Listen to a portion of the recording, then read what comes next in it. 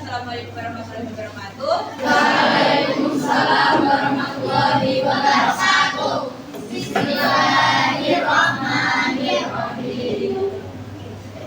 Sebelum masuk materi kita absen dulu ya. Aira,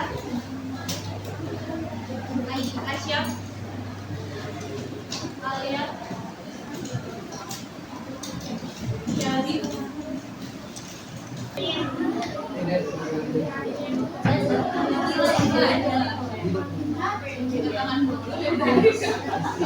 Malaysia, Vika.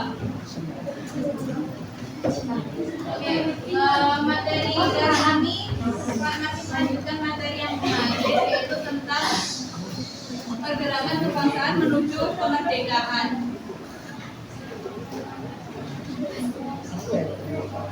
Spidolnya gosong. Yang lain Mbak coba.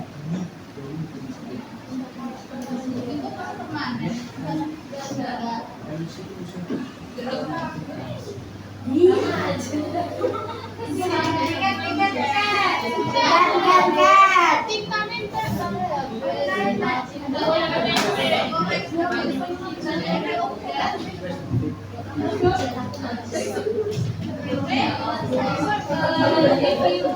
Dari materi yang kemarin itu kemarin belajar tentang apa aja? Yang ini daerahnya, terus namanya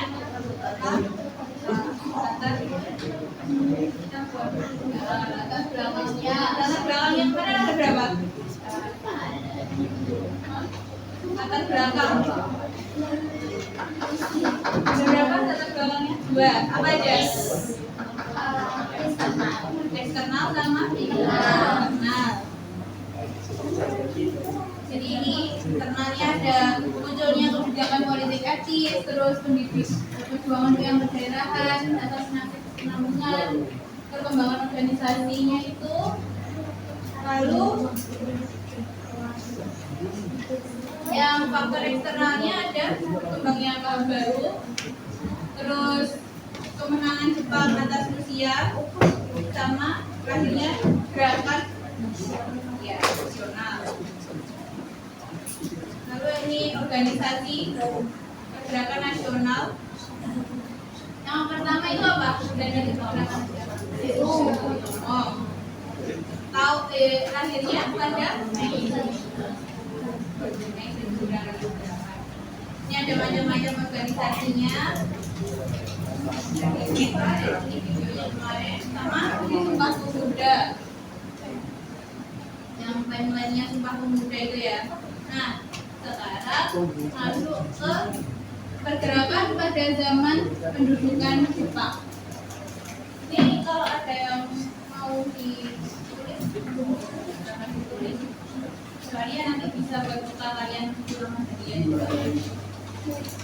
Yang pertama, memanfaatkan organisasi bentukan Jepang. Jadi pada pergerakan ini itu ada kayak organisasi putra yang sudah dibentuk oleh Jepang. Kemarin putra di ketuanya siapa saja? Putra. Dikenal sama siapa? Soekarno. Iya. Soekarno, terus Muhammad Hatta, Jenderal Dewantara, sama siapa? Jadi Mas Mansur atau dikenal dengan Bandarangkai.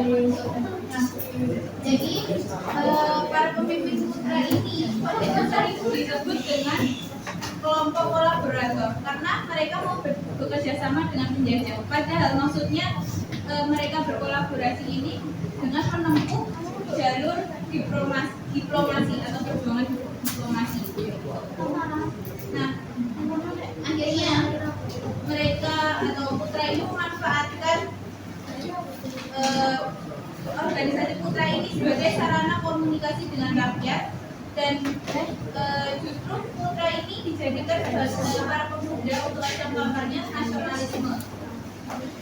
Bagi yang bisa dibaca, jadi pemerintah Jepang itu akhirnya sadar kalau ternyata putra itu dijadikan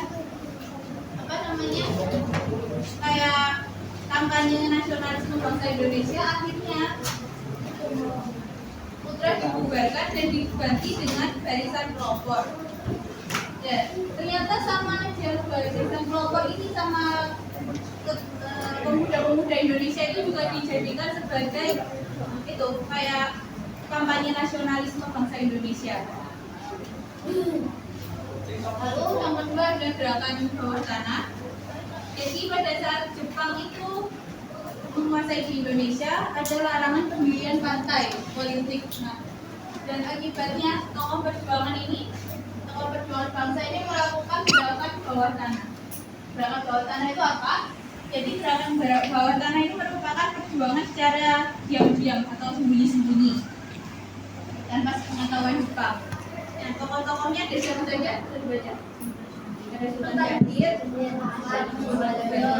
Soekarni, Marmadi, Segana, Faisal, Nah, mereka itu terus-menerus memantau perang Pasifik melalui radio-radio itu kan, dan yang memiliki, karena pada saat itu Jepang melarang Indonesia memiliki pesawat komunikasi. Jadi mereka memantaunya itu lewat radio-radio bawah tanah. Jadi kelompok bawah tanah inilah yang dikatakan sama Jepang itu sebagai kelompok yang radikal atau keras, karena mereka tidak kenal kompromi dengan Jepang. Mereka nggak mau kompromi dengan Jepang. Nggak sama kayak yang tadi yang pemimpin putra itu tadi kan mereka mau berkompromi sama Jepang. Nah, kalau yang ini tidak. Lalu ada perlawanan bersenjata. Dan pada saat perjuangan kemerdekaan zaman Jepang ini itu ada perlawanan bersenjata. Ada 4. Dilihat ada perlawanan rakyat Aceh, terus perlawanan Singaparna, perlawanan Indramayu, sama perlawanan peta di Blitar. Mungkin kalian bisa kasih notes itu.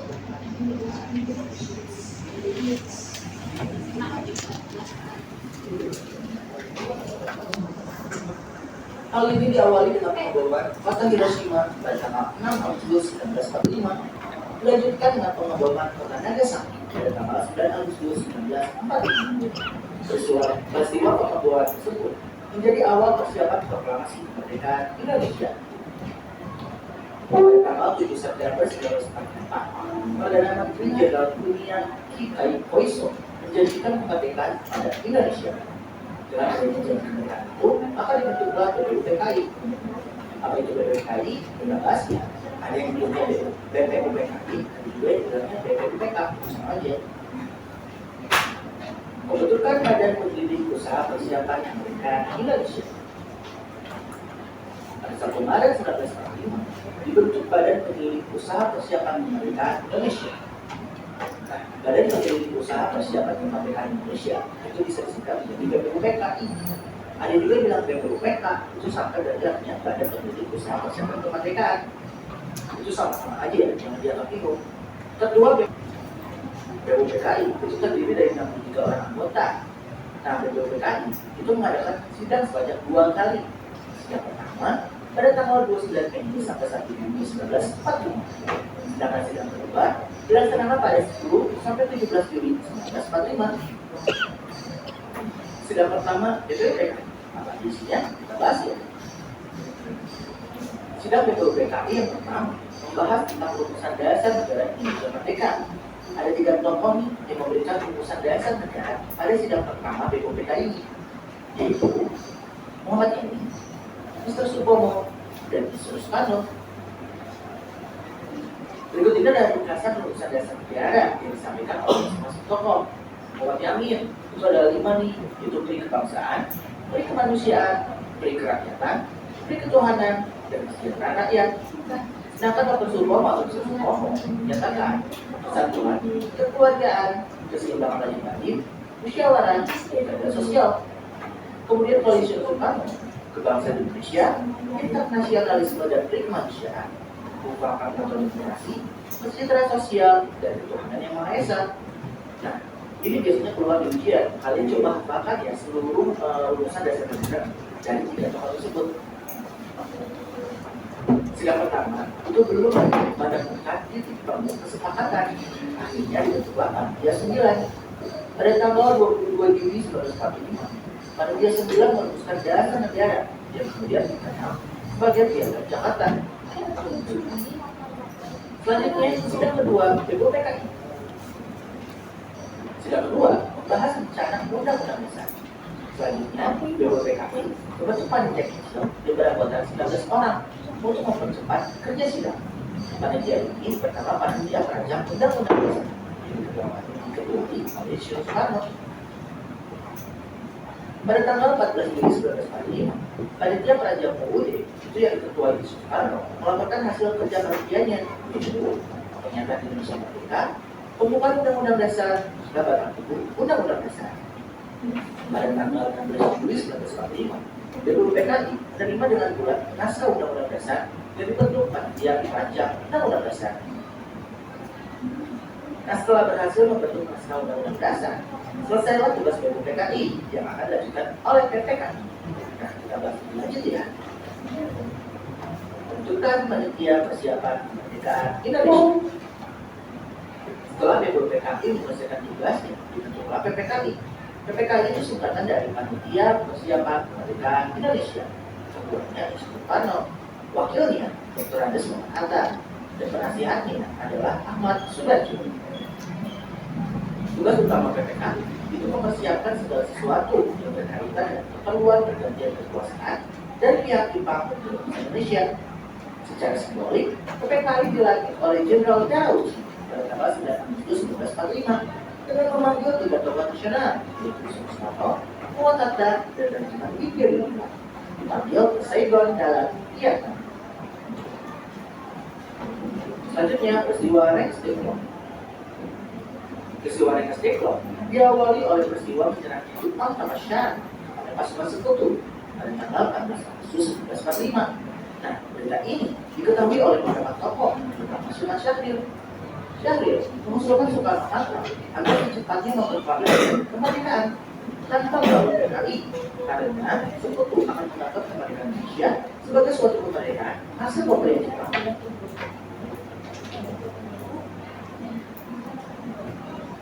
Persiapan kemerdekaan Indonesia. Jepang menyerang tanpa syarat dari Sekutu pada tanggal 2 September 1945. Hal ini diawali dengan pengeboman kota Hiroshima pada tanggal 6.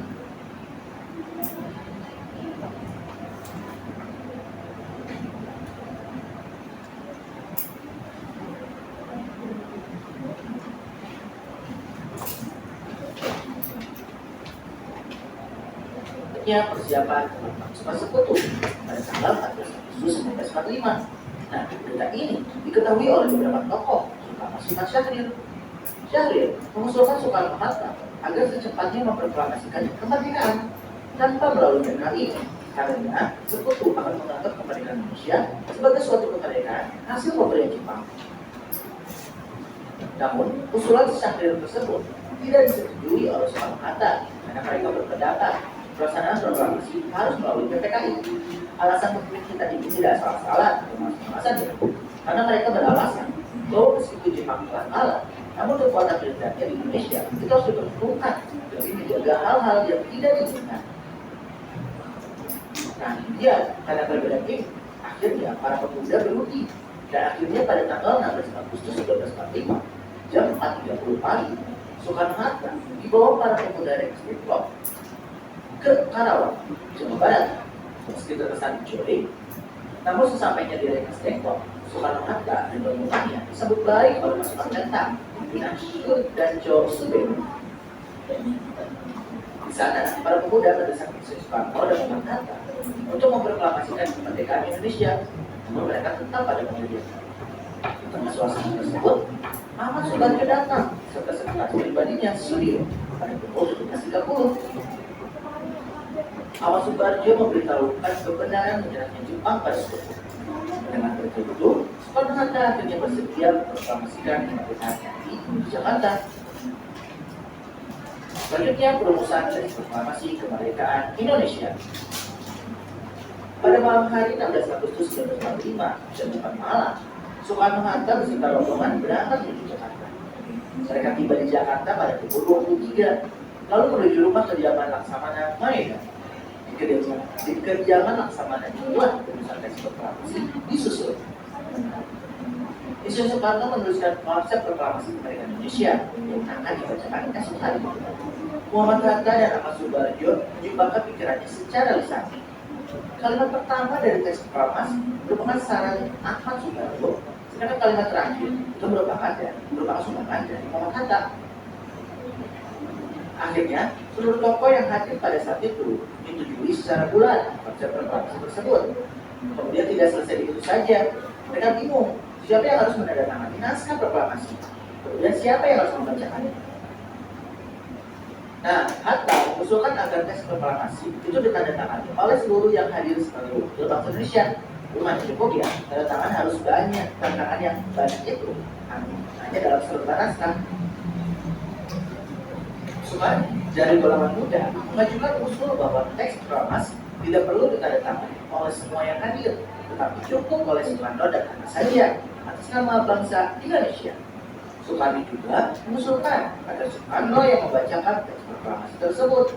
Soekarno mengusulkan agar pembacaan proklamasi dilakukan di Jalan Pegangsaan Timur nomor 56 Jakarta. Ya, akhirnya keluar usulan itu diterima. Kemudian Soekarno meminta kepada Sayyidina Ali untuk mengetik naskah proklamasi dengan beberapa perubahan yang telah disetujui. Ada 3 perubahan yang terdapat pada naskah hasil pemilihan Sayyidina Ali, antara lain kata tempo diganti menjadi tempo, kata wakil-wakil bangsa Indonesia diganti menjadi atas nama bangsa Indonesia, penulisan tanggal yang tertera di Jakarta 17/8/05 diganti menjadi Jakarta hari 17 bulan 8 tahun 05. Selanjutnya proklamasi kemerdekaan 17 Agustus 1945. Sejak pagi tanggal 17 Agustus 1945, persiapan upacara pembaca proklamasi kemerdekaan dilakukan di Jalan Pegangsaan Timur nomor 56. Tepat pukul 10, upacara proklamasi kemerdekaan Indonesia dimulai. Setelah pidato dan pembacaan proklamasi selesai, kemudian dilakukan pengibaran bendera merah putih oleh Latihan dari Kibran sampai surut. Nah, ya mungkin cukup sekian. Terima kasih telah menyimak video pembelajaran ini. Berikutnya persiapan kemerdekaan. Tadi itu videonya. Nah, tadi di video dikatakan bahwa ada BPUPKI, dibentuk BPUPKI dan PPKI kan sama Jepang. BPUPKI itu apa? Badan Persiapan Kemerdekaan Indonesia. Atau nama lainnya itu Dokumentu Jundi Sakai yang dibentuk pada tanggal 1 Maret 1945. Yang setelah BPUPKI melakukan 2 sidang, tadi sidangnya ada 2 kali kan ya? Ya. Sidang pertama membahas tentang apa tadi? Tubuh. Tentang tubuh, bahasa sejarah. Kalau yang sidang kedua,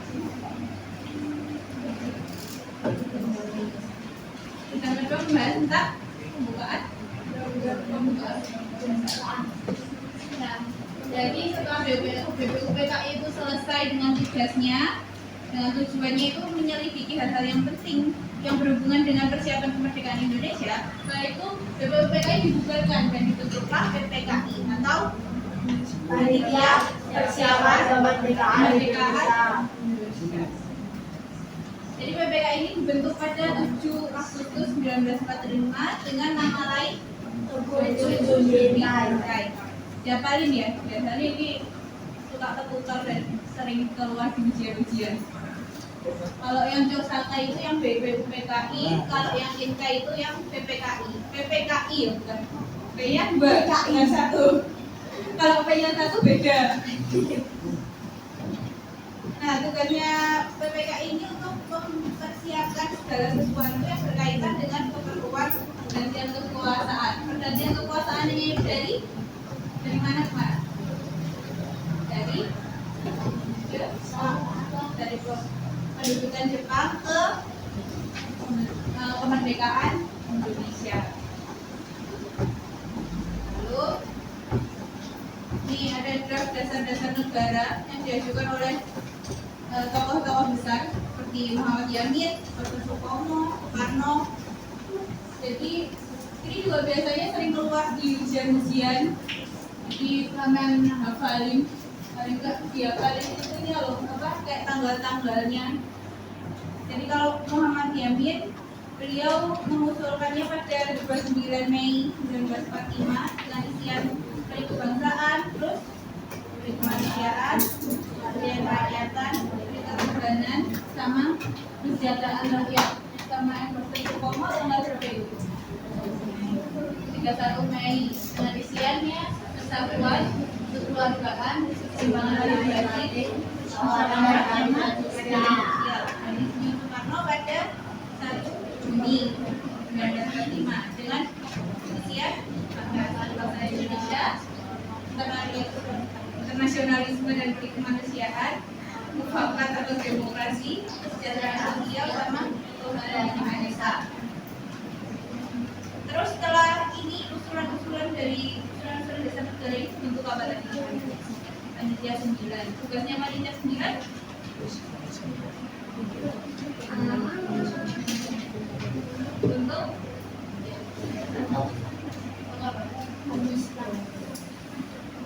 apa itu? Gak apa-apa, gak apa-apa. Tugasnya panitia 9 tadi untuk apa?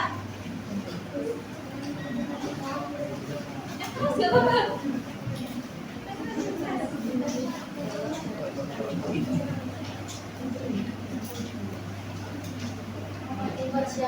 Mempersiapkan segala sesuatu tentang contohnya membentuk PWM Jakarta, juga mempersiapkan segala sesuatu tentang pemindahan kekuasaan itu lagi. Terus, tadi kan sampai itu proklamasi kemerdekaan. Ada yang tahu nggak itu isi proklamasi itu siapa apa aja? Yang tahu tadi tengah 9 tambah isi proklamasi, teks proklamasi itu yang belajar nih sama Soekarno Hatta. Angkat tangan, yang tahu semua ya nanti kita kasih boleh gambaran.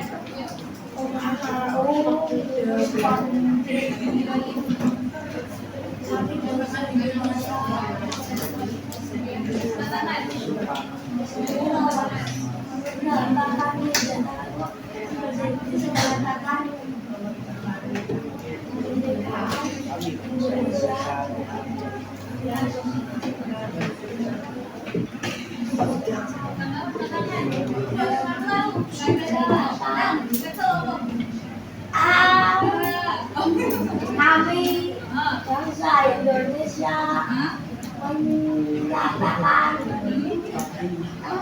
menyatakan kemerdekaan Indonesia.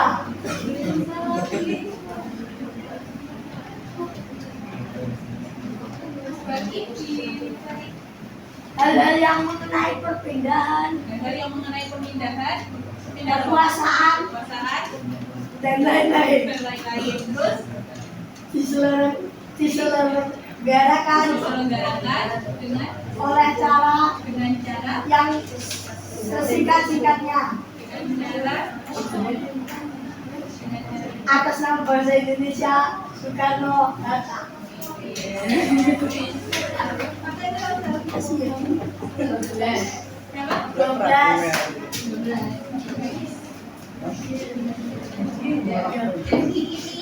Itu teks proklamasi yang dari tulisannya Insinyur Soekarno ya tadi.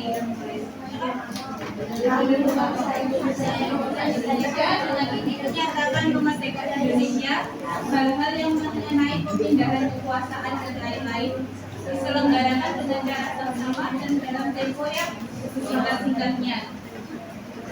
Terus Jakarta 17 Agustus 1905 ini kenapa 05? Karena ikut tahunnya Jepang. Iya, ikut tahun Jepang. Jadi tahunnya Jepang itu aku lupa itu ya gimana, cuma kalau ya 05 gitu pas 45 itu atau coba seting lagi ya. Terus tadi yang wakil-wakil bangsa Indonesia ini tadi diganti sama apa? Atas nama bangsa Indonesia.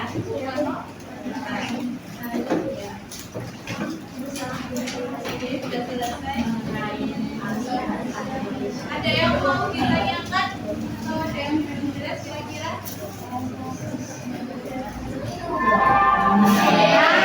Gamesnya itu TGT atau tim game turnamen kayak yang saya sampaikan kemarin itu. Cara mainnya, saya sampaikan lagi cara mainnya nanti kalian maju bergantian kan. Jadi kalau kelompok mana? Ini ada 5 soal, majunya nanti bergantian. Nah kalau yang nggak bisa nanti bisa kembali lagi ke tempat duduknya, itu ya. Kalau kurang ya mainnya beranak. Terus nanti yang dinilai itu kecepatan sama tempatannya, tempatan jawabannya. Jadi nanti kalau misal nilainya sama, itu yang dilihat dari kamu jadi cepat selesai kelompok mana. Nanti dicari 2 pemenang. Pemenangnya nanti ada.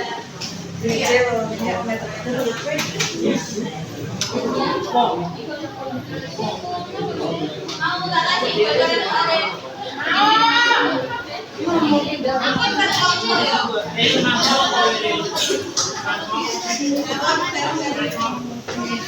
Koperasi yang memiliki bentuk usaha koperasi yang memiliki bentuk usaha melayani para anggota untuk menampung dan meminjam bunga yang ringan disebut koperasi.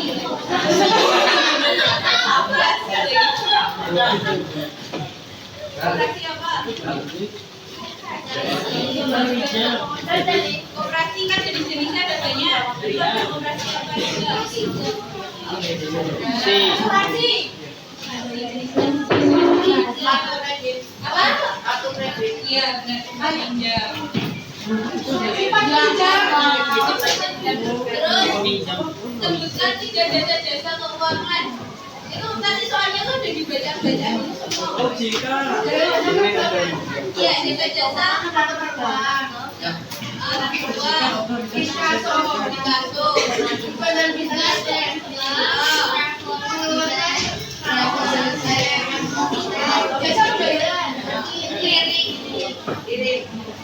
terus sebutkan fungsi lembaga keuangan. Sebagai sarana apa? Sebagai sarana pelayanan.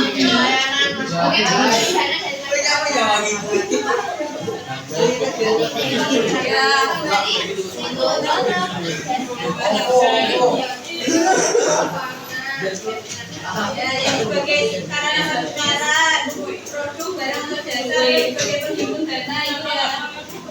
Terus sebagai pemberi likuiditas sama pemberi jaminan juga. Iya.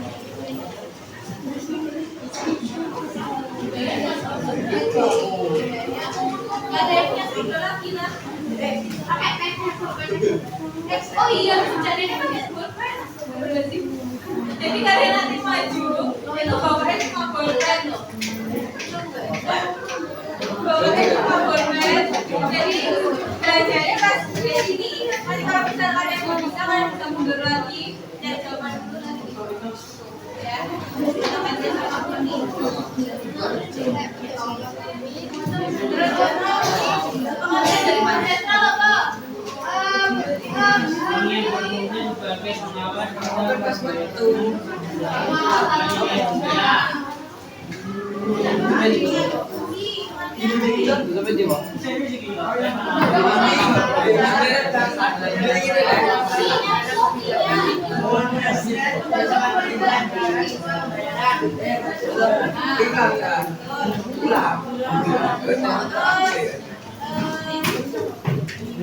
Presiden diberikan setelah nasabah menyerahkan dokumen pengiriman barang setujui oleh kapten kapal yang mengangkut barang. Nanti kalian kalau udah selesai jawab semua, kalian koreksinya nanti gini, kelompok 1 koreksi kelompok 2, nanti kelompok 2 koreksi kelompok 3, kayak gitu ya. Terus nanti kelompok yang 7 koreksi 1. Gitu. Perwakilan kelompoknya aja yang koreksi. Jadi maju nanti kita kasih ininya, ini jawabannya. Oke. Mau belajar dulu atau mau dulu belajar? Langsung. 2, 3, rambutnya maju.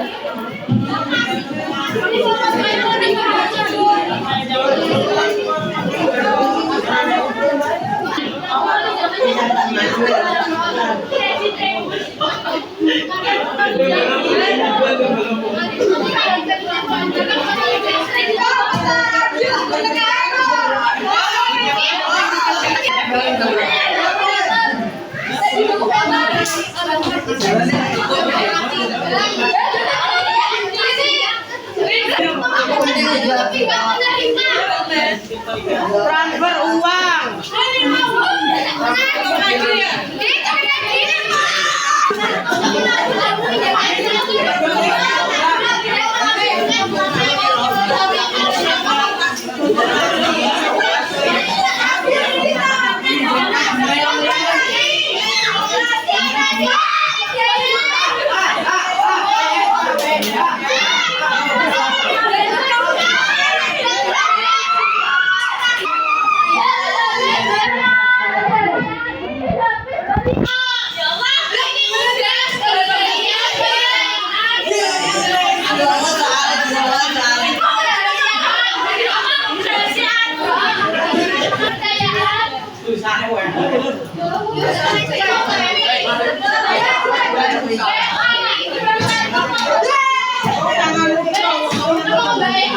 Udah,